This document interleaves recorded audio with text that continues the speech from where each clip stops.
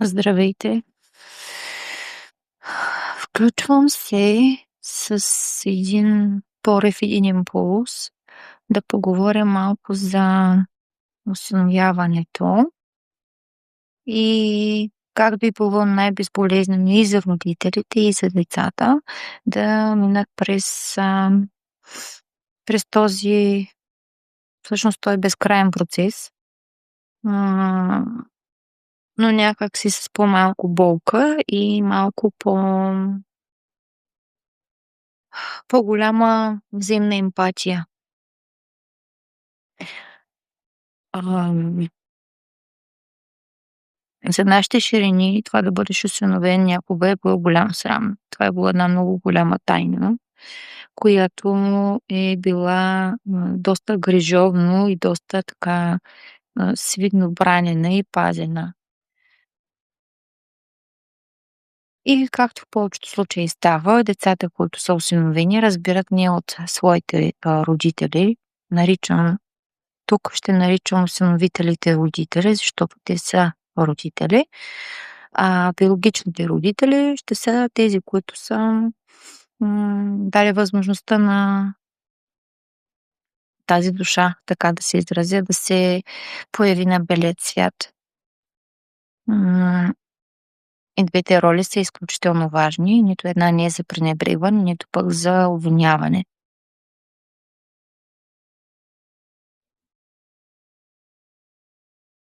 Та, някога, да се върна на това, някога всъщност е било много голям срам да признаеш, че не можеш да имаш деца и поради тази причина се налага да осиновиш или че вече си осиновил. Чувала съм много истории, в които семейства вземат бебето от родилка, обикновено млада, и заминават някъде извън България, където могат спокойно да продължат с живота си. Работата е там, че независимо колко далеч бягаме от това, колкото и далеч ще бягаме от това, но винаги остава една нишка, която винаги ще води назад и ще свързва както семейството на осиновителите, на родителите, с биологичните родители, така и детето, естествено. Така или иначе, животът на осиновеното дете е белязан от различни етапи на израстване, на развитие, както и при всички деца, разбира се. Но при осиновените деца е малко по-особено, защото в периода, в който те навлизат в тази крехка, чувствителна тинейджърска възраст, при децата, които са осиновени, е една-две, че и няколко идеи по-интензивно.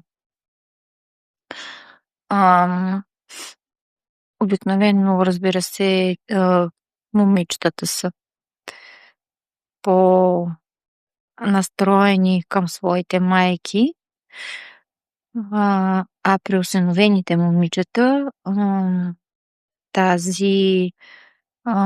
този гняв към майката е в пъти по-силен. И то не защото самата майка, родител, осиновител, е допринесъл за това съзнателно, защото всъщност тогава започва да изплува този гняв към биологичната майка.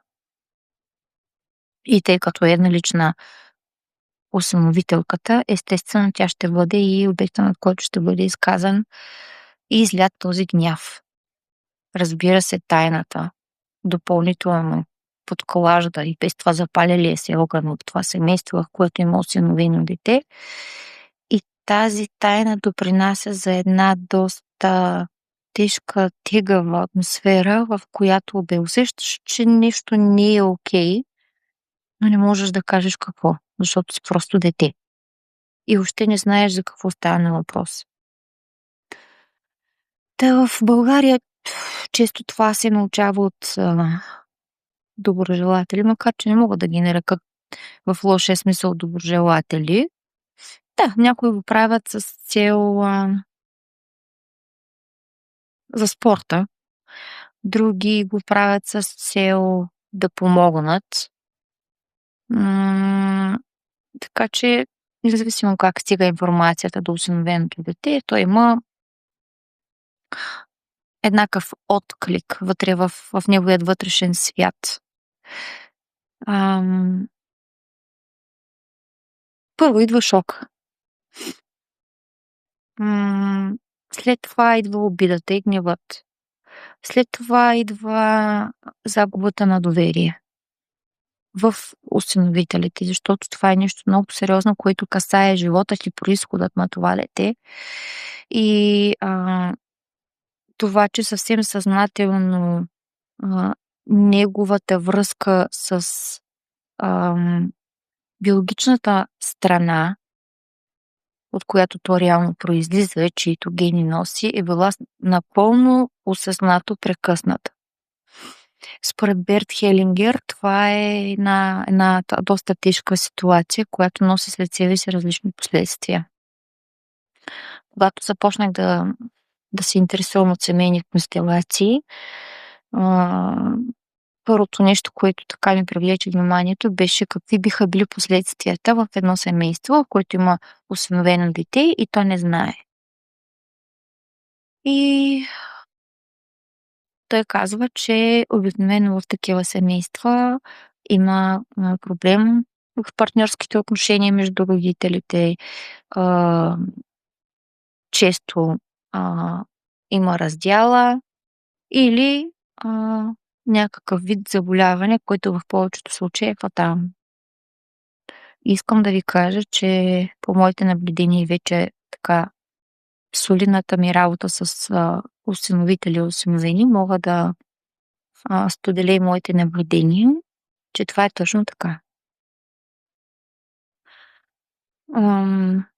До някъде самата тайна допринася до това атмосферата в семейството да се отрови. Да предизвиква чувство за чуждост, за неприемане. Понякога, съзнавано или не, някои родители натякват на децата си, че буквално натякват на децата си, че те са гледани толкова добре, имат всичко, че без родителите си те не биха оцелели и че в същото време те са изключително неблагодарни, но всъщност детето не знае какво имат в предвид тези родители. Тук за тези изказвания отново този фалш и това присъствие на тайна отдалечава детето от неговите родители, в скоби усиновители.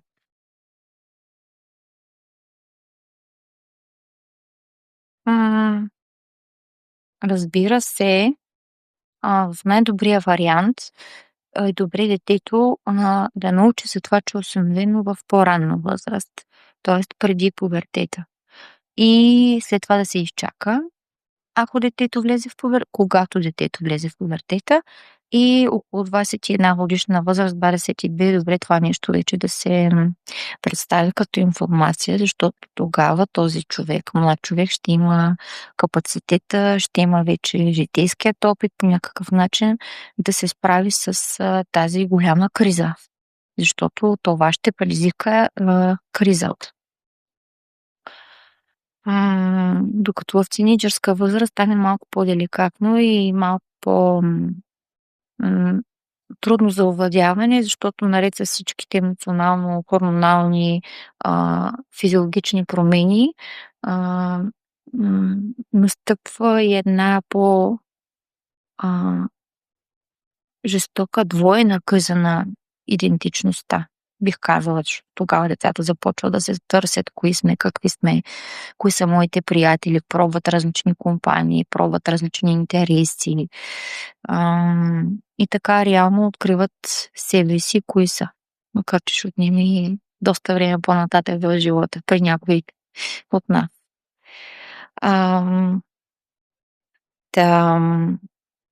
както казах, най-добрият вариант е това да се случи в по-ранна детска възраст, като, разбира се, необходима е една много голяма осъзнатост, а, от страна на родителите.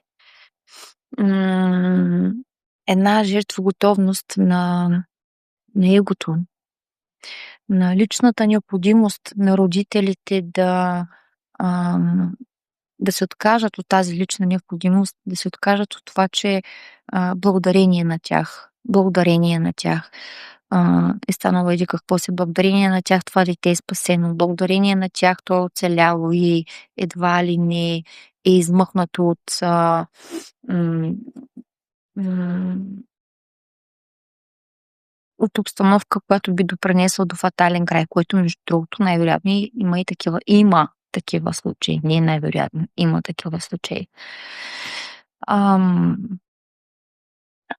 но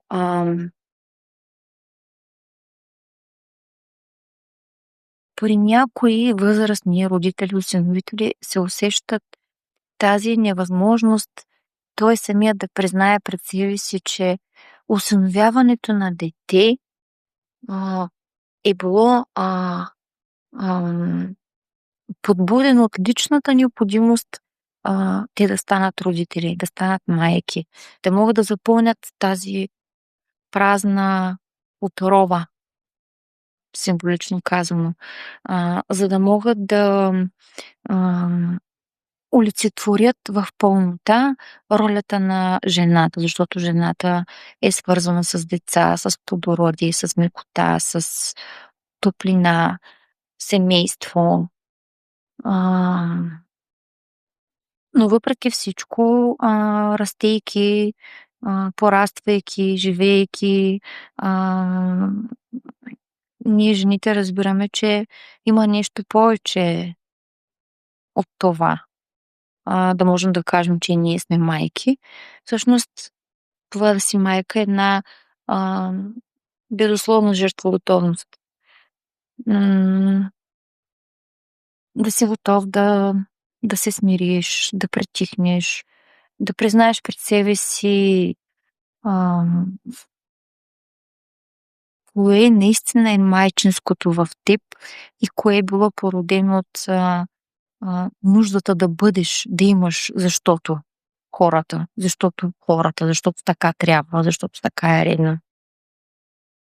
М, Та да се върна на това, че е нужна една наистина много голяма осъзнатост а, в семейството на родителите, а, не на биологичните. Продължавам да говоря за семейството на осиновителите, но аз ги наричам родители, защото, пак казвам, те са такива. А, и едно изключително търпение, защото ще има гняв. Един необуздан гняв, който от детските уста може да звучи деструктивен, може да звучи убийствен. А, и това може да разклати вярата и устойчивостта на партньорската връзка, на отношенията между родителите, да започнат да се колебаят дали са постъпили правилно, да се отдръпнат в себе си и всъщност да оставят това разгневено същество отново да се справя само с емоции, които са и за него прекалено силни и прекалено мощни. Ам, да, всъщност търпение и процес, през който това дете ще мине по средата на мама и тати, докато те го държат за ръка. Ам, да започнат да му разказват за неговата биологична майка. Какво е станало. Родителите в сърцата си да могат ам, да си позволят да си представят как някой ден а, тяхното дете ще се изправи пред своята биологична майка а, и ще може само да й зададе въпросите, които има нужда да й зададе. че то има право на това. Един от най-големите страхове на усиновителите е, че ако детето се намери своите биологични родители, то ще отиде при тях, ще предпочете тях и така нататък. Това не е така. Не се случва по този начин, не се случва така. Разбира се, може би има изключения. Ако едно дете, което е осиновено и расте в изключително деструктивна и жестока среда, може би предпочело, разбира се, на приказки, защото не е толкова абракадабра да кажеш: сега ще отида да живея при моите биологични родители, защото тук не се чувствам добре. Но тези думи дори в едно много ангажирано семейство могат да бъдат чути, защото тогава започва едно раздвоение, едно разкъсване. Кръвта, както се казва, започва да дърпа. И това е окей. Това също е окей, защото това е една необходимост, която усиновеното дете има. Просто да отиде, да види, да прецени и най-вече да опита само да възстанови тази прекъсната връзка още в самото начало с своята майка. Защото връзката с майката дава началото на всичко останало. Повечето реагират и откликват с разбиране, което е най-добрият вариант, без осъждане, приемайки, че всъщност тази биологична майка е човек и че е допуснала да се случи нещо, което в крайна сметка се оказва, че към него момент е било най-правилното.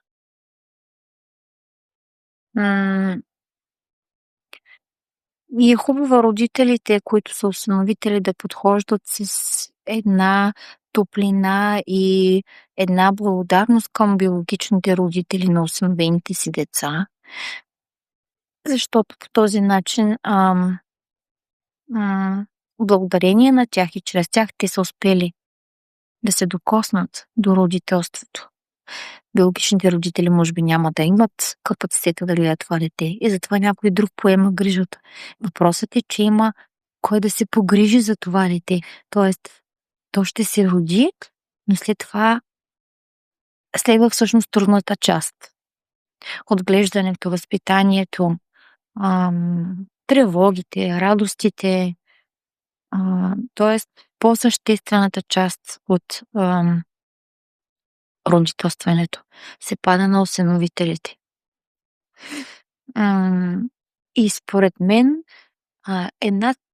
тази цялостност на усиновеното дете зависи дали той е наясно със своят произход, дали знае коя е майка му, какво се е случило и кой е евентуално неговият баща. Бащите са много подценявани, те също са много важни. Може би някой път ще говоря за тях, защото много от нас имат теми, които са свързани с бащите. Да, бащите играят чак такава важна роля до 3-годишна възраст, но след това той влиза в играта и искам да ви кажа, че тази роля е изключително важна. Вече е въпрос на възможности, кой как може да поеме своята роля. За бащите говоря.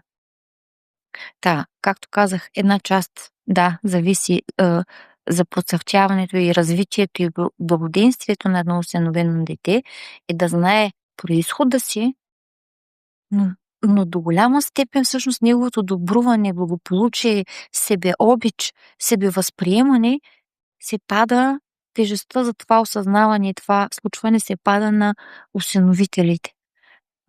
Защото те чрез своята подкрепа, безусловност, търпение, всъщност показват на детето, че той е обичан независимо от всичко. Каквото и да избере, той е обичан от тях независимо от всичко. без да има условности. Ако потърсиш произход, ти значи не ме обичаш, аз съм твоята майка, ти не бива повече, не бива да ровиш там, ние сме то гледали, ти си като наше родно дете, защо ти да ровиш там?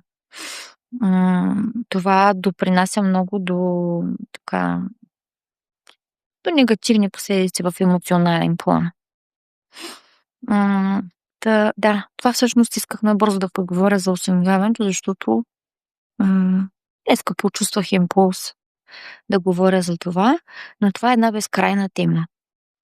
И се надявам, че ще имам вдъхновението и желанието да направя едни по-дълги видеа, в които ще приложа много личен опит, много професионален опит и ще мога да бъда полезна както на осиновените, така и на родители, които са осиновители на биологични майки,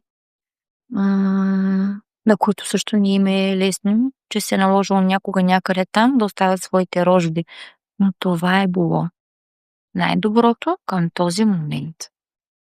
Тоест, по-добре да те оставя в ръцете на държавата, на съдбата, за да съм сигурна, че ще има кой да се погрижи за теб, отколкото да останеш тук и да не можем да оцелеем и двете.